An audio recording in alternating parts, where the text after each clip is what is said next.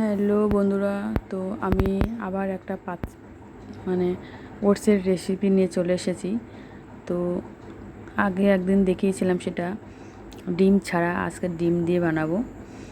তো আমি আগে ওটসটা একটু শুকনো কড়াইতে ভেজে নেব 1 মিনিট 1.5 মিনিট। তো এটা ছেলের আবদারের জন্যই আমি বানাতে বাধ্য হলাম ডিম দিয়ে। ও ডিম দিয়ে খেতে চাইছে যে মা তুমি আমাকে ডিম দিয়ে বানিয়ে দেবে। আমি আচ্ছা ঠিক আছে, আমি ডিম দিয়েই বানিয়ে দেবো। তো হালকা আমি 1 মিনিট 1.5 মিনিট ওটসটা একটু হালকা কড়াতে আস্তে আস্তে ভেজে নিলাম। একটা ডিম নিলাম, ডিমের মধ্যে ক্যাপসিকাম একদম ছোট ছোট করে কেটে নুন দিয়ে ফাটিয়ে নিয়ে কড়াইতে তেল দিয়ে আমি একটু ভেজে নিলাম। নিয়ে একটা উঠিয়ে রাখবো। উঠিয়ে রাখার পরে ওই কড়াতে ওই কড়াটা পরিষ্কার করে আবার সামান্য একটু তেল দেব। তেল দিয়ে ওর মধ্যে সর্ষে আর জিরে ফোড়ন দেব। তো তোমরা পুরো ভিডিওটাই দেখতে লাগো বন্ধুরা, আমি কিভাবে বানাই ওটসটা। তো জিরে আর সর্ষেটা ফোড়ন হয়ে গেছে পরে আমি ছোটো ছোটো করে কেটে রাখা পেঁয়াজটা দিয়ে দিলাম। পেঁয়াজটা আমি সুন্দর লাল করে ভেজে নেব। ভেজে নেওয়ার পরে এর মধ্যে আমি গাজর আর বিনস কুচিয়ে রাখা ছিল দিয়ে দিলাম।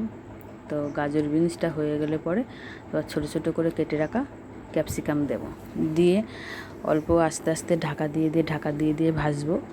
আর সবজিগুলো একটু নরম হয়ে আসলে পরে একটু জল দিয়ে আবার ঢাকা দিয়ে দেব। নুন হলুদ আর কালারিং লঙ্কার গুঁড়ো দিয়ে দিলাম।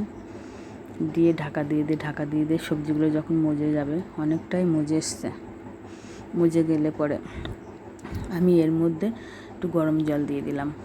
গরম জল দিয়ে দেওয়ার পরে ও জলটা ফুটে গেলে আমি ওটসগুলো দিয়ে দিলাম। ওটসগুলো এই ওটসের খিচুড়িটা আমি ভালো খাই না, আমার ছেলেও একটু খেতে চায় মাঝে মাঝে, তো আমি বানিয়ে দিই ওকে। তো দেখুন ওটসের খিচুড়িটা কেমন হয়েছে বন্ধুরা, ওতে অবশ্যই তোমরা বলবে ভালো লাগলে। তো স্বাদের জন্য আমি মিষ্টি দেবো আর একটু গোলমরিচের গুঁড়ো দেবো আর ম্যাগি মশলা দেবো। দিয়ে আমি ওটসটা নামিয়ে দিয়ে ওর ওপরে যে ডিমটা ভুজিয়া করে রেখেছিলাম ডিমটা ছড়িয়ে দিলাম।